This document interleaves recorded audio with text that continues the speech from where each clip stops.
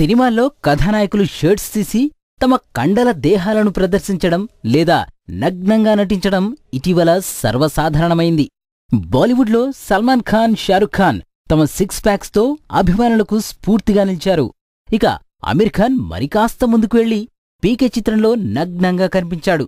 అప్పట్లో ఆ పోస్టర్ వివాదానికి కూడా దారితీసింది. తాజాగా హృతిక్ రోషన్ కూడా తన లేటెస్ట్ సినిమాలో న్యూడ్గా నటించనున్నాడని బీటౌన్ టాక్. హృతిక్ రోషన్ నటిస్తున్న తాజా చిత్రం మోహన్జదారో. ఆశుతోష్ గోవారికర్ దర్శకత్వం వహిస్తున్న ఈ మూవీ ప్రాచీన సింధు నాగరిక సమాజం నేపథ్యంలో సాగే ప్రేమకథగా తెరకెక్కుతోంది. భారీ బడ్జెట్తో తెరకెక్కుతున్న ఈ చిత్రంలోని ఓ సన్నివేశంలో హృతిక్ నగ్నంగా కనిపించనున్నాడని సమాచారం.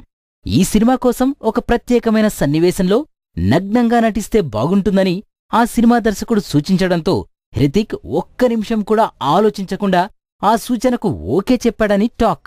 హృతిక్ న్యూడ్గా నటించనున్నాడు అనే విషయం తెలియగానే ఎటువంటి సీన్లో కనబడతాడు, ఎలా కనిపిస్తాడని ప్రస్తుతం బాలీవుడ్ మీడియాలో హృతిక్ గురించే చర్చలు జరుగుతున్నాయి.